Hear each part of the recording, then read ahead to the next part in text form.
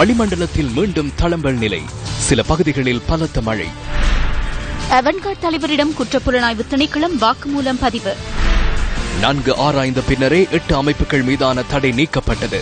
பாதுகாப்பு ராஜாங்க அமைச்சர் சபையில் தெரிவிப்பு. அரசியல் கைதிகளின் விடுதலை குறித்து முன்னாள் பாதுகாப்பு செயலாளரின் கருத்துக்கு அசாத் சாலி விமர்சனம்.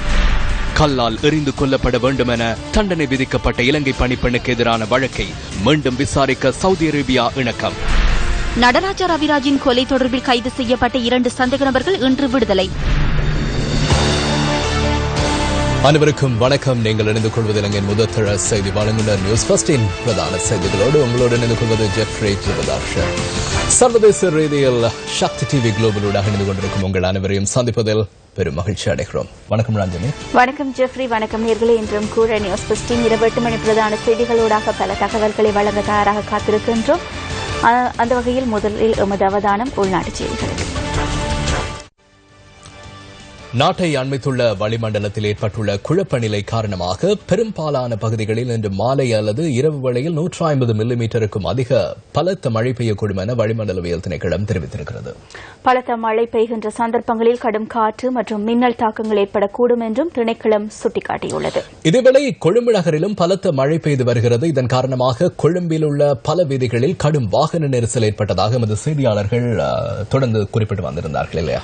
அதேபோன்று இது தவிர மன்னாரிலிருந்து காங்கேசன்துறை, திருகோணமலை மற்றும் மட்டக்களப்பு ஊடாக அம்பாந்தோட்டைக்கு அப்பால் உள்ள கடற்பிராந்தியங்களில் அவ்வப்போது மழை அல்லது இடியுடன் கூடிய மழை பெய்யக்கூடும் என வளிமண்டலவியல் திணைக்களம் மேலும் சுட்டிக்காட்டியுள்ளது.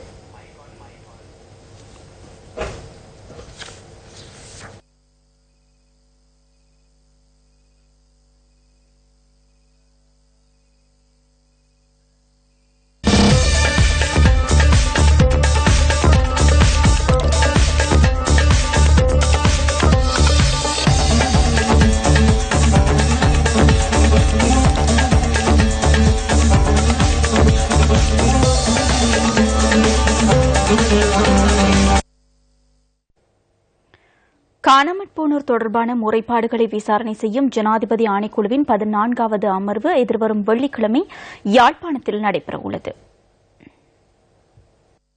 யாழ் மக்களின் சாட்சியங்களை எதிர்வரும் 16ஆம் தேதி வரை பதிவு செய்வதற்கு ஆணைக்குழு திட்டமிட்டுள்ளது. இதற்கமைய எதிர்வரும் வெள்ளி மற்றும் சனிக்கிழமைகளில் யாழ் மாவட்ட செயலகத்தில் ஆணைக்குழு கூட உள்ளது. அத்துடன் 13 மற்றும் 14ஆம் தேதிகளில் பருத்தித்துறை பிரதேச செயலகத்தில் சாட்சி விசாரணைகளை முன்னெடுக்க உள்ளதாக காணாமல் போனோர் தொடர்பான முறைப்பாடுகளை விசாரணை செய்யும் ஜனாதிபதி ஆணைக்குழுவின் செயலாளர் HW குணதாச தெரிவித்துள்ளார். சங்கானி மற்றும் தெல்லிப்பளை ஆகிய பிரதேச செயலகங்களில் 15ஆம் மற்றும் 16ஆம் தேதிகளில் சாட்சி பதிவுகள் இடம்பெறவுள்ளன. யாழ் மாவட்ட செயலகத்தில் நடைபெறவுள்ள அமர்வுகளின் போது நல்லூர் மற்றும் யாழ் பிரதேச செயலக பிரிவுகளில் இருந்து கிடைக்கப்பெற்றுள்ள முறைப்பாடுகள் விசாரணைக்கு எடுத்துக் கொள்ளப்பட உள்ளன. அத்துடன் பருத்தித்துறை பிரதேச செயலகத்தில் இடம்பெறவுள்ள அமர்வில் கரவெட்டி, மருதங்கேணி மற்றும் வடமராட்சி வடக்கு ஆகிய பிரதேச செயலகங்களைச் சேர்ந்த மக்களின் சாட்சியங்கள் பதிவு செய்யப்பட உள்ளன. எதிர்வரும் 15ஆம் தேதி சங்கானியில் இடம்பெறவுள்ள அமர்வில் கலந்து கொள்ளுமாறு சண்டிலிப்பாய் மற்றும் சங்கானி ஆகிய பிரதேசங்களைச் சேர்ந்த முறைப்பாட்டாளர்களுக்கு அழைப்பு விடுக்கப்பட்டுள்ளது. மேலும் தெல்லிப்பளையில் இடம்பெறவுள்ள அமர்வில் உடுவில் மற்றும் தெல்லிப்பளை பிரதேச செயலகங்களின் முறைப்பாடுகள் விசாரணைக்கு உட்படுத்தப்பட உள்ளன. யாழ் மாவட்டத்தில் இடம்பெறவுள்ள அமர்வுகளுக்காக 1500 பேருக்கு அழைப்பு விடுக்கப்பட்டுள்ளதாக காணாமல் போனோர் தொடர்பான முறைப்பாடுகளை விசாரணை செய்யும் ஜனாதிபதி ஆணைக்குழுவின் செயலாளர் HW குணதாச கூறினார். மேலும் புதிய முறைப்பாடுகளும் இந்த அமர்வுகளின் போது ஏற்றுக்கொள்ளப்பட உள்ளன. காணாமற் போனோர் தொடர்பான முறைப்பாடுகளை விசாரணை செய்யும் ஜனாதிபதி ஆணைக்குழுவின் அமர்வுகளை புறக்கணிப்பதற்கு காணாமற் போனோரின் உறவினர்கள் தீர்மானித்துள்ளனர். காணாமற் போனவர்கள் தொடர்பில் சர்வதேச விசாரணை முன்னெடுக்கப்பட வேண்டும் என்பதை வலியுறுத்தும் வகையில் இந்த தீர்மானத்தை மேற்கொண்டுள்ளதாக அவர்கள் குறிப்பிட்டுள்ளனர். வடக்கு கிழக்கின் 8 மாவட்டங்களைச் சேர்ந்த காணாமற் போனோரின் உறவினர்களின் கலந்துரையாடல் யாழ் வீரசிங்க மண்டபத்தில் இன்று நடைபெற்றது.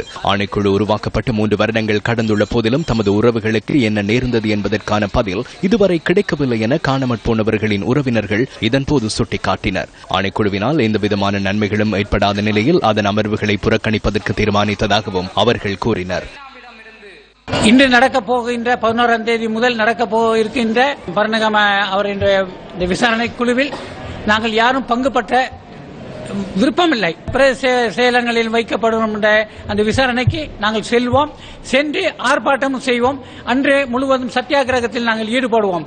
அதற்கு பிறகு உண்ணாவிரத போராட்டத்தில் நாங்கள் இறக்கும் வரைக்கும் செத்து மடிவோம் எங்கள் பிள்ளைகளுக்காக. ஆனால் யாரும் வந்து எங்களை ஆறுதல் கூறவோ எங்களை ஆஸ்பத்திரியில் கொண்டு போய் சேலை நேரத்தோ கூட கூடாது. ஆனால் பரணகம விசாரணையில் எங்களுக்கு சற்றும் எங்களுக்கு நம்பிக்கை இல்லை. ஐக்கிய நாடு சபையின் விசாரணையோடு நாங்கள் சாட்சியம் அளிப்போம். எங்களுக்கு இந்த ஜனாதிபதி குழுவண்ட சாமான் எங்கட நாட்டுக்கு எங்கேயும் தேவையில்லை. ஜனாதிபதி குழுவா இருந்தா அவன் ஒரு போமை அனுப்பி இந்த புள்ளிகளை நீ காணா போனவையே அனுப்புன்னு சொல்லுவான். கரை போல ஒரு போம் அனுப்பினான் பேருந்து, 5 போம் அனுப்பினான் பேருந்து, திருப்பி 2 போம் 3 போம் எங்களோட புடியாடிக்கொண்டிருக்கிறான். நடத்தப்பட்ட ஒவ்வொரு ஆணைக்குழுவிலையும் எங்களுக்கு எந்த ஒரு நம்பிக்கை தன்மையுமே எங்களுக்கு இருக்கல. அவங்க நாங்க போய் நின்ற உடனே அவங்க கேட்கறது உங்களோட கணவர் என்ன புலியா, இயக்கத்தில் இருந்தவரா, குழுக்கள்ல இருந்தவரா? இந்த கேள்வி ஆணைக்குழு எங்கள்கிட்ட கேட்டா நாங்க எப்படி அவங்களுக்கு பதில் சொல்லுவோம்? சராசரி பொது மகனாக இருந்தாலும் இப்படி ஒரு வார்த்தையை கேட்ட உடனே எங்களால அவங்களுக்கு பதில் சொல்ல இல்லாத ஒரு நிலையில தான் நாங்க தள்ளப்படுறோம். பல முகாம்கள் இந்த இலங்கை அரசிடம் இருக்கின்றன. எங்களுடைய உறவுகள் சாகவில்லை. யுத்தம் முடிந்த பின் நாங்கள் எங்களுடைய உறவுகளை ராணுவத்திடம் கையளித்திருக்கின்றோம். சரண்டராக சொல்லி அவர்கள் சரண்டராகி இருக்கின்றார்கள். அவர்களை மீட்டு தர வேண்டும். அரசியல் கைதிகள் எந்த விதமான நிபந்தனையும் இன்று விடுதலை செய்யப்பட வேண்டும். ஐக்கிய நாடுகளின் மனித உரிமைகள் ஆணைக்குழுவின் கோரிக்கை தொடர்பிலும் அரசாங்கம் கரிசனை செலுத்தவில்லை என காணாமற் போனோரின் உறவினர்கள் குற்றம் சுமத்தினர். இறந்தவர்களை நாங்கள் அவர்களிடம் கேட்கவில்லை. வேறு ஒருவரிடம் ஒப்படைத்து விட்டு இவர்களிடம் நாங்கள் கேட்கவில்லை. நாங்கள் யாரிடம் கொடுத்தோமோ அவர்களிடம் கேட்கின்றோம். இல்லாததை கேட்டால் ஒன்றுமே செய்யலாம். ஆனால் நாங்கள் கொடுத்ததை கேட்கிறோம். கொடுத்ததை திருப்பி தாண்டு கேட்கிறோம். இவர்கள் என்ன பதில் சொல்கிறார்கள்? மௌனமாக இருக்கிறார்கள். இந்த ஆணைக்குழுவை நம்பி எங்களுக்கு என்ன நடக்க போகுது? யானை காணவில்லையா தேடுறார். இந்த இடமெல்லாம் தேடுறார், தேடி கண்டுபிடிக்கிறார். ஆனா மனித உயிருக்கு அரசாங்கம் கொடுக்கிற விலை என்ன? ஓமந்த வட்டுவாளால ஓமந்தைக்கு வந்து ஓமந்தல்ல என்ற கணவனை சரணடைய விட்டுட்டு நானும் என்ற மகனும் முகாமில் இருந்து வீட்டை போன. நாங்க இத்தவரைக்கும் நான் வர தேடாத இடம் இல்ல. மாவட்டத்துல 3000க்கு மேற்பட்ட குடும்பங்கள் இப்படி என்ன போல துளத்தி போட்டு நிக்கிறாங்க. இப்ப இவங்களுக்கு என்ன முடிவு? இவங்களுக்கு எத்தனை குழு வந்து எங்கெல்லாம் தேடி இவங்களை தேடி தந்தாங்களா? எங்களை எத்தனை பதிவெடுத்தாங்க? இவ்வளவு பதிவை வாங்கி இப்ப மடிக்கி வச்சிருக்காங்க. எந்த மூலையில கிடக்கு எங்களுக்கு தெரியாது. இந்த பரணாம குழுவை நாங்க கடைசி வரை நம்பல. எங்களுக்கு நிரந்தரமான தீர்வு ஒரு குழு வேணும். சர்வதேசம் எங்கட பிரச்சனை எடுத்து எங்கட புருஷன்மாரை நாங்க உயிரோட கொடுத்த மாதிரி உயிரோட மீட்டு தர வேண்டும் என்று தாழ்மையுடன் கேட்டுக்கொள்கின்றேன். கடைசி நேரம் வந்தாலும் இந்த இப்ப வந்த ஜனாதிபதி விடுவார் என்று நாங்கள் நினைச்சோம். இன்னும் விடையில காணாம போன பகுதியில பிள்ளைகளை மனுஷன்மாரை நினைச்சு அதுகள் அழுகுகள் இவைக்கு விளையாட்டா இருக்குது. கூட்டம் நிறைவு பெற்றதும் வீரசிங்கம் மண்டபத்திற்கு முன்பாக காணாமற் போனவர்களின் உறவினர்கள் கவன ஈர்ப்பு போராட்டத்திலும் ஈடுபட்டனர்.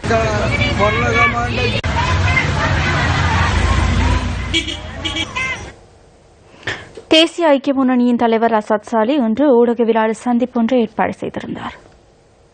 எல்டிடி சஸ்பெக்ட்ஸை ரிலீஸ் பண்றதை பத்தி முன்னாள் செயலாளர் கோட்டாபே ராஜபக்ச தொடர்ந்தும் மீடியால கழிச்சு கொண்டிருக்கு. நேத்து அவர் சொல்றாரு என்னன்னு சொன்னா, இந்த நாட்டோட செக்யூரிட்டிக்கு ஒரு பெரிய ஒரு அச்சுறுத்தலா இருக்குது இந்த அரசாங்கம் எல்டிடி கார்டர்ஸை ரிலீஸ் பண்றது. அது மட்டும் இல்ல, அவங்க ஹார்ட்கோர் டெரரிஸ்ட் பாம்ஸ் கூட கொழும்பு கொண்டவங்க கூட ரிலீஸ் பண்றாங்க. இந்த மாதிரி ஒரு நிலைமை நடந்துச்சுன்னா நாட்டுக்குள்ள பெரிய ஒரு அச்சுறுத்தல் நாட்டுக்கு இருக்கின்றத கோட்டாபே ராஜபக்ச சொல்றாரு. அப்ப எங்களுக்கு கோட்டாபே ராஜபக்சகிட்டையும் ராஜபக்ச குடும்பத்திலையும் கேட்க கொஞ்சம் கேள்வி இருக்கு. 2005ஆம் ஆண்டு எல்டிடி இருக்கிற காலத்துல தமிழ் மக்கள் தீர்மானிச்சிருந்தாங்க வாக்களிக்கிறதுக்கு. யாருக்கு வாக்களிக்க தீர்மானம் எடுத்திருந்தாங்க. அந்த வாக்களிக்கிறதை நிப்பாட்டுறதுக்கு மஹிந்த ராஜபக்ச குடும்பம் கோடிக்கணக்கான சல்லி எல்டிடி கொடுத்து அவங்கள வாக்களிக்காம வைக்க சொல்லி ஒரு அச்சுறுத்தலை பண்ணி, இதே ராஜபக்ச குடும்பம் தான் எல்டிடி கார்டர்ஸ் கொழும்புக்கு கொண்டு ஒரு ஆளை சீஃப் மினிஸ்டர் ஆகிச்சு, ஒரு ஆளை மினிஸ்டர் ஆகிச்சு, அவரே ஸ்ரீலங்கா சுதந்திர கட்சியில டிப்யூட்டி லீடர் ஆகிச்சு. கொழும்புக்கு பம்ஸ் கொண்ட ஆள் கூட மஹிந்த ராஜபக்ச அமைச்சராகவும் இருந்தாரு. மீள்குடியேற்றம் தொடர்பில் ஜனாதிபதி மைத்ரிபால சிறிசேன பாராளுமன்றத்தில் நேற்று உரையாற்றினார். මේ නැවත පදිංචි කිරීම වලදී ඉතාම පැහැදිලිව මම උපදෙස් දුන්නා මීට මාස කිහිපයකට පෙර. மீள்குடியேற்றங்களின் போது காடுகள் அழிக்கப்படுவதாக இருந்தால் அது தொடர்பில் உடனடியாக தேவையான தீர்மானங்களை எடுக்குமாறும் காடழிப்புக்கு இடமளிக்க வேண்டாம் எனவும் நான் மிகவும் தெளிவாக சில மாதங்களுக்கு முன்னர் ஆலோசனை வழங்கினேன். இந்த வாரத்திற்குள் நான் உரிய அதிகாரிகளுடன் ஒரு கூட்டத்தை நடத்த உள்ளேன். அதேபோன்று பாராளுமன்ற உறுப்பினர்களுக்கு அழைப்பு விடுக்கின்றேன். வடபகுதிக்கு செல்வதற்கு தேவையான வசதிகளை ஏற்படுத்துவேன். அந்த பிரதேசங்களுக்கு சென்று நிலைமைகளை நீங்கள் நேரடியாக கண்காணித்து அதிகாரிகள் மற்றும் நான் நியமிக்கும் பிரதிநிதியுடன் சேர்ந்து அடுத்த அடுத்த 2 வாரங்களுக்குள் உடனடியாக அறிக்கையொன்றை வழங்குங்கள். மீள்குடியேற்றம் தொடர்பில் மீளாய்வு செய்து தேவையான நடவடிக்கை எடுக்கப்படும் என்பதை தெளிவாக கூற வேண்டும். சட்டவிரோதமாக காடழிப்பு, மணல் அகழ்வு, கற்குவாரிகள் மற்றும் மாணிக்கக்கல் அகழ்வு இடம்பெறுமாயின் எந்தவித பேதமும் இன்றி, பாரபட்சமும் இன்றி, கட்சி பேதமின்றி கட்டாயமாக அவர்களுக்கு எதிராக சட்ட நடவடிக்கை எடுக்கப்படும் என மிகவும் தெளிவாக கூற வேண்டும். විරුද්ධව නීතිය ක්‍රියාත්මක කරනවා කියන එක ඉතාම පැහැදිලිව සඳහන් කරන්නට ඕනේ. மகாவலி சுற்றாடல், நீர்ப்பாசனம் ஆகிய அமைச்சுக்களுக்கான நிதி ஒதுக்கீடு மீதான விவாதம் பாராளுமன்றத்தில் நேற்று நடைபெற்றது. அதாவது முஸ்லிம்களை குடியேற்றுகின்ற பொழுது மன்னாரிலே கலவரம் வந்ததாக இங்கு சுட்டிக்காட்டினார். அந்த கிராம சேவகர் பிரிவுக்கு சொந்தக்காரர்கள், எனவே அவர்களை குடியமர்த்த வேண்டும் என்று பல இடங்களை அவர்கள் அடையாளப்படுத்தி காட்டினார்கள். இது யாருக்கு சொந்தம் என்று பார்க்கின்ற பொழுது அந்த மக்கள் வாழ்ந்த பூமி.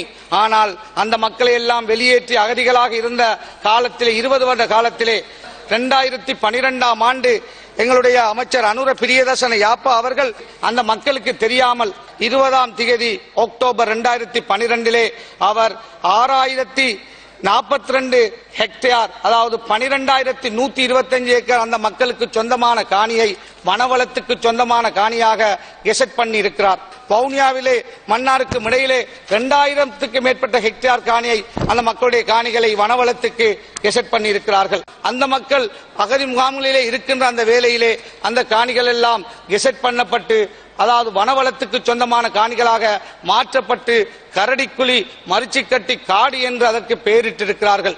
அந்த மக்களுடைய பல ஏக்கர் காணிகள் அரசுடைமையாக்கப்பட்டது. பல ஏக்கர் காணிகள் பாதுகாப்பு தரப்பினர் எடுத்திருக்கிறார்கள். பல ஏக்கர் காணிகள் வேறு மக்கள் பயன்படுத்துகிறார்கள். அவ்வாறு அரை ஏக்கர் காணியை கொடுத்ததற்காகத்தான் இந்த நாட்டிலே இருக்கின்ற சுற்றாளர் எங்களுடைய நண்பர் விமல் ரட்நாயக்க சொன்னார் சூழலியலாளர்கள் என்று. அவர்கள் சூழலியலாளர்கள் அல்ல, இனவாதிகள், மதவாதிகள் அவர்கள் என்பதை உங்களுக்கு நான் சொல்லி வைக்க விரும்புகின்றேன். என்று நான் இந்த மஹிந்த ராஜபக்ச அரசிலிருந்து வெளியேறினோனோ அன்றிலிருந்து இவ்வாறான இனவாத நடவடிக்கைகள் எனக்கு எதிராக முன்னெடுக்கப்படுகின்றது. எனவே நான் தைரியமாக இந்த உயர் சபையிலே சொல்லுகிறேன், ஒரு அங்குலம் நிலம் கூட அடாத்தாகவோ பலவந்தமாகவோ அரச காணிகளை அல்லது வனவளத்துக்கு சொந்தமான காணியை அல்லது வைல்ட் லைஃபுக்கு சொந்தமான காணியை அல்லது வில்பத்து காணியை ஒரு அங்குலம் கூட வடக்கு முஸ்லிம் சமூகம் பிடிக்கவில்லை அல்லது அபகரிக்கவில்லை என்பதை தைரியமாக சொல்லுகிறேன். முடிந்தால் நிரூபித்து காட்டுங்கள் என்றும் சவால். வன பாதுகாப்பு திணைக்களத்திடம் காணப்படும் வரைபடத்திற்கு அமையவே அவை சரணாலயம் என அறிவிக்கப்பட்டன. அந்த கருத்து தவறானது. அநீதி இழைக்கப்பட்டவர்களுக்கு நீதியை நிலைநாட்டுகின்ற போது அந்த நீதியை நிலைநாட்டும் எல்லைக்கு அப்பால் சூழல் அழிவொன்று முன்னெடுக்கப்படுகின்றமை தொடர்பிலேயே நாம் உண்மையை கூறுகின்றோம். நான் தெரிவு செய்த சூழலியலாளர்கள் மீது குற்றம் சுமத்த உங்களுக்கு உரிமையுள்ளது. எனினும் நான் அந்த பொறுப்பை ஏற்றுக்கொண்டே பேசுகின்றேன். பாராளுமன்றத்தில் தெரிவிக்கப்பட்ட சில கருத்துக்கள் அடுத்து.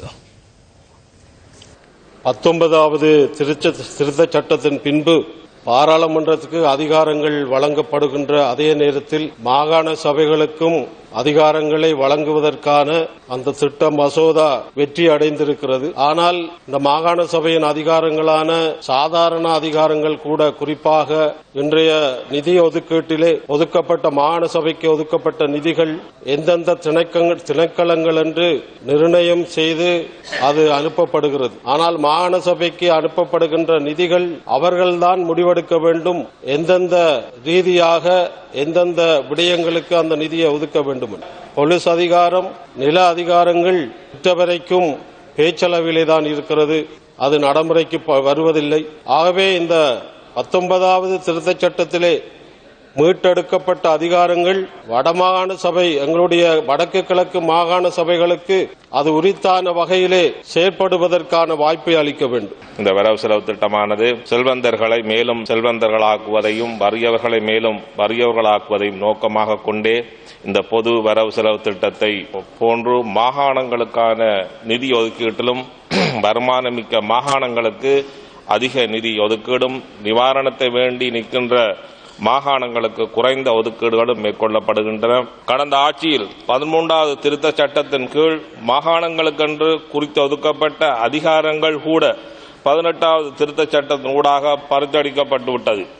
இந்த நாட்டிலே கடந்த காலங்களில் இடம்பெற்ற நிகழ்வுகள் எதிர்காலத்தில் இடம்பெறாமல் தடுப்பதற்கான நடவடிக்கைகள் எடுக்கப்படும் என்று இந்த அரசாங்கம் ஐநாவுக்கும் சர்வதேச சமூகத்துக்கும் வாக்குறுதி அளித்துள்ளது.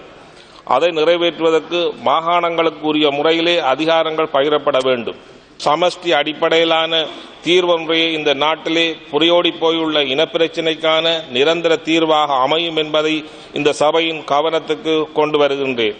ஒரு உள்ளூராட்சி சபை தேர்தலாக இருந்தாலும் சரி, மாகாண சபைக்கான தேர்தல் நடைபெறுகிற பொழுதும் சரி, ஜனாதிபதிக்கான தேர்தல் நடக்கிற பொழுதும் இந்த சமுர்த்தி பயனாளிகளை நோக்கித்தான் அரசியல்வாதிகளுடைய கவனங்கள் இருந்தது. அவர்களிடம் போய் அவர்களை மிக பயமுறுத்தினார்கள். ஜனவரி 8ஆம் தேதி ஜனாதிபதி தேர்தல் நடைபெறுகிற பொழுது சொன்னார்கள், இப்பொழுது இருக்கிற ஜனாதிபதி தான் மீண்டும் வந்தால் உங்களுக்கு இந்த சமுர்த்தி கிடைக்கும், இல்லாவிட்டால் உங்களுக்கு இந்த சமுர்த்தி கிடைக்காது, நீங்கள் இந்த ஜனாதிபதிக்குத்தான் நீங்கள் வாக்களிக்க வேண்டும் என்று முன்னர் இருந்தவருக்காக அந்த சமுர்த்தி உத்தியோகத்தர்களை அரசியலில் பகிரங்கமாக ஈடுபட்டார்கள். சிறையில் இருக்கின்ற பல்லாயிரக்கணக்கான இளைஞர்களுடைய காணாமல் போன இளைஞர்களுடைய தாய் தந்தையர்கள் பராமரிப்பற்றவர்களாக இருக்கிறார்கள். இவர்களுக்குரிய குடும்பங்களுக்கான உதவி வழங்கப்படுவதில் மிக மிக தடைகள் விதிக்கப்பட்டிருக்கிறது. தமிழ் தேசிய கூட்டமைப்பின் முன்னாள் பாராளுமன்ற உறுப்பினர் நடராஜா ரவிராஜின் கொலை தொடர்பில் 7 சந்தேக நபர்களுக்கு எதிராக வழக்கு தாக்கல் செய்ய உள்ளதாக குற்றப்புலனாய்வு திணைக்களம் நீதிமன்றத்தில் இன்று அறிவித்துள்ளது. முன்னாள் பாராளுமன்ற உறுப்பினர் நடராஜா ரவிராஜின் கொலை சம்பவம் தொடர்பிலான வழக்கு இன்று கொழும்பு மேலதிக நீதிவான் அருணி ஆட்டிகளும் முன்னிலையில் விசாரணைக்கு எடுத்துக் கொள்ளப்பட்டது. இந்த கொலை சம்பவம் தொடர்பில் ஏற்கனவே கைது செய்யப்பட்டிருந்த 2 சந்தேக நபர்கள் இன்று விடுதலை செய்யப்பட்டுள்ளனர். நடராஜா ரவிராஜின் கொலை சம்பவம் தொடர்பில் 7 சந்தேக நபர்களுக்கு எதிராக ஜனவரி 4ஆம் தேதி குற்றப்பத்திரிகை தாக்கல் செய்ய உள்ளதாக குற்றப்புலனாய்வு திணைக்கள அதிகாரிகள் நீதிமன்றத்தில் அறிவித்துள்ளனர். குறித்த 7 சந்தேக நபர்களில் 3 இதுவரை கைது செய்யப்படவில்லை எனவும் நீதிமன்றத்தில் சுட்டிக்காட்டப்பட்டுள்ளது. எவ்வாறாயினும் சந்தேக நபர்களுக்கு எதிராக குற்றப்பத்திரிகையை தாக்கல் செய்து வழக்கு விசாரணையை முன்னெடுப்பதற்கு மேலதிக நீதிவான் தீர்மானித்துள்ளார். தமிழ் தேசிய கூட்டமைப்பின் முன்னாள் பாராளுமன்ற உறுப்பினர் நடராஜா ரவிராஜ் 2006ஆம் ஆண்டு நவம்பர் மாதம் 10ஆம் தேதி கொழும்பில் சுட்டுக் கொல்லப்பட்டார்.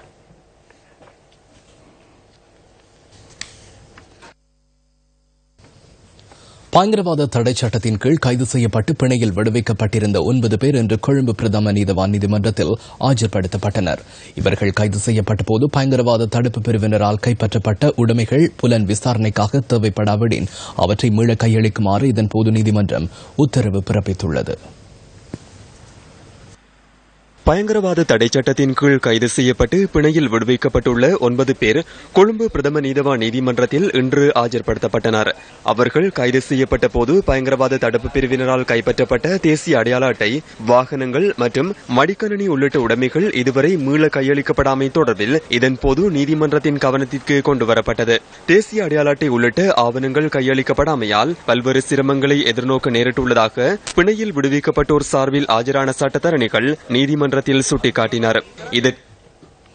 அவன்கார்ட் நிறுவனத்தின் தலைவர் நிசங்க சேனாதிபதி இன்று முற்பகல் குற்றப்புலனாய்வு திணைக்களத்தில் வாக்குமூலம் அளித்துள்ளார். அமைச்சர்களான ராஜித சேன ரத்ன, பாட்டலி சம்பிக்க ரணவக்க, அர்ஜுன ரணதுங் ஆகியோர் செய்த முறைப்பாடு தொடர்பில் வாக்குமூலம் பதிவு செய்யப்பட்டதாக போலீஸ் ஊடக பேச்சாளர் உதவி போலீஸ் அத்தியட்சகர் ருவான் குணசேகர கூறியுள்ளார். 3 மணித்தியாலத்துக்கும் மேலாக குற்றப்புலனாய்வு திணைக்களத்தின் போலீஸ் இன்ஸ்பெக்டர் ஒருவர் நிசாங்க சேனாதிபதியிடம் வாக்குமூலம் பதிவு செய்துள்ளார். அடுத்த கட்ட நடவடிக்கைகளுக்காக சட்டம் அதிபரின் ஆலோசனைகளை பெற்றுக் கொள்ள உள்ளதாக போலீசார் தெரிவித்துள்ளனர். அரசாங்கத்தின் சாட்சியாளராக மாறுவதற்கு எவரும் தவறிழைக்கவில்லை அல்லவா? அரசாங்கத்திற்கு நாம் பில்லியன் வெளிநாட்டு செலாவணியை ஈட்டிக் கொடுத்துள்ளோம். 6797 ராணுவத்தினருக்கு தொழில் வழங்கினோம். சேனாதிபதியை தாக்குவதாக நினைத்து 6000 ராணுவ வீரர்களின் தொழிலை இல்லாதொழித்து வீதிக்கு தள்ளியுள்ளனர். இன்று அவர்கள் வாழ முடியாத நிலை ஏற்பட்டுள்ளது. உடல் உறுப்புகளை இழந்து அவர்கள் துன்பப்படுகின்றார்கள்.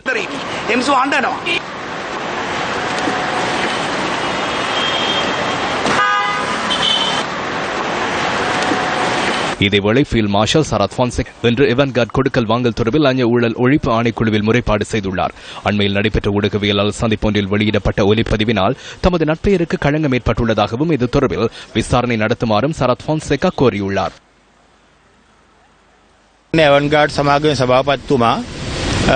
எனக்கு லஞ்சம் வழங்கியதாக அவன்கார்ட் நிறுவனத்தின் தலைவர் அவ்வப்போது கூற முயல்கின்றார். எனக்கு அவ்வாறு பணம் வழங்கப்பட்டிருந்தால் நான் அந்த நிறுவனம் இழைத்த குற்றங்கள் தொடர்பில் இந்த அளவு விமர்சனங்களை முன்வைக்க முடியாது.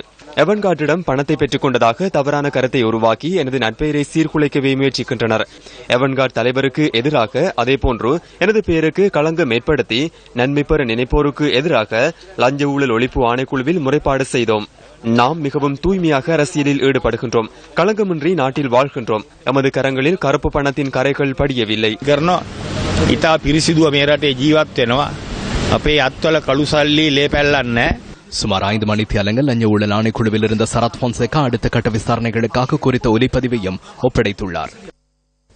சவுதி அரேபியாவில் மரண தண்டனை விதிக்கப்பட்டுள்ள இலங்கை பணிப்பெண் தொடர்பில் பிரதி வெளிவிவகார அமைச்சர் கலாநிதி ஹர்ஷ டி சில்வா பாராளுமன்றத்தில் இன்று கருத்து வெளியிட்டார். ඉරිදා අපේ තානාපති කාර්යාලයේ ඉහළ නිලධාරීන් சிறைச்சாலையில் உள்ள பெண்ணை கடந்த ஞாயிற்றுக்கிழமை தூதரக அதிகாரிகள் சந்தித்து நீண்ட நேரம் கலந்துரையாடினர். இதன்போது சவுதி அரேபியாவின் தலைநகர் ரியாதில் உள்ள மேன்முறையீட்டு நீதிமன்றம் வழங்கிய விளக்கம் தொடர்பில் பிரதேச நீதிமன்றத்திற்கும் அறிவிக்கப்பட்டது. இந்த அறிவித்தலுக்கு அமைய எமது தலையீட்டின் பேரில் சட்டத்தரணிகளின் ஆலோசனைக்கு அமைய மீண்டும் வழக்கு விசாரணையை நடத்த தீர்மானிக்கப்பட்டுள்ளது. இதனை நாம் வெற்றியாக காண்கின்றோம். வெளிவிவகார அமைச்சு அனைத்து செலவுகளையும் ஏற்று சட்டத்தரணிகளின் கட்டணங்களையும் செலுத்தி இந்த பெண்ணுக்காக அதிகபட்ச நடவடிக்கைகளை மேற்கொண்டு வழக்கின் தீர்ப்பை மாற்ற முயற்சிக்க உள்ளது. யாழ் சுன்னாகம் பகுதியில் நிலத்தடி நீரை பயன்படுத்துவது தொடர்பிலான குழப்பம் இன்னும் தணியவில்லை என மக்கள் தெரிவிக்கின்றனர். சுன்னாகம் பகுதியில் உள்ள கிணற்று நீரில் எண்ணெய் கலந்துள்ளதாக முன்வைக்கப்பட்ட குற்றச்சாட்டு தொடர்பில் ஆராய்வதற்காக வடமாகாண சபை நிபுணர் குழு ஒன்றை நியமித்தது. இந்த நிபுணர் குழுவின் அறிக்கை நேற்றைய தினம் வெளியிடப்பட்ட போதிலும் அந்த நீரை பருக முடியுமா இல்லையா என்பது அதில் தெளிவாக கூறப்படவில்லை என மக்கள் குற்றம் சுமத்துகின்றனர். அந்த அறிக்கையை நாங்கள் பார்த்தபொழுது முன்னுக்கு பின் முரணான விடயங்கள் கூறப்பட்டுள்ளது. எங்களால் புரிந்து கொள்ளவில்லை. ஒரு இடத்தில் சொல்லுகிறார்கள் கலைவோயில் இல்லை என்று சொல்கிறார்கள். அதே நேரத்தில் அந்த தண்ணியை பருகலாமா பருக கூடாதா, பாவிக்கலாமா பாவிக்க கூடாதா என்று கேட்டதற்கு அது தாங்கள் தீர்மானிக்க முடியாது, அது சுகாதார திணைக்களம் அல்லது போனால் ஓட்ட போட்டு தான் தீர்மானிக்க வேண்டும் சொல்கிறார்கள். வேறு இடத்துல போய் தண்ணி எடுக்கிறோம், வேறு குழா கிணத்துல போய் எடுக்கிறோம். அதையும் என்னவாய் பாவிக்கிற பிரச்சனையாக எங்களுக்கு சூடாக்கி பாவிக்கிறதோ சூடில்லாமல் பாவிக்கிறதோ, இப்போ சூடாக்கி பாவிக்கிறதுக்கு இந்த மழை நேரத்தில் விறகுகள் பிரச்சனையாக கிடக்குது. அப்போ என்ன பாவிக்கலாம்ன்ற முடிவு இதுவரைக்கும் எந்த ஒரு தண்ணி சம்பந்தமான நிறுவனத்திலிருந்தும் எங்களுக்கு சரியான தகவல் கிடைக்க இல்லை.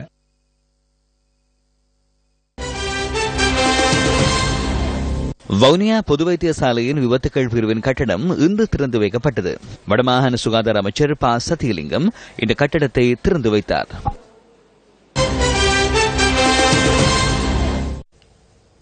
அந்த தகவலோடு நியூஸ் ஃபர்ஸ்ட் இன்று 8 மணி பிரதான செய்திகள் நிறைவடைந்தன. இரவு 10:45 இடம்பெறும் நியூஸ் ஃபர்ஸ்ட் நைட்டில் மீண்டும் சந்திப்போம். வணக்கம். வணக்கம்.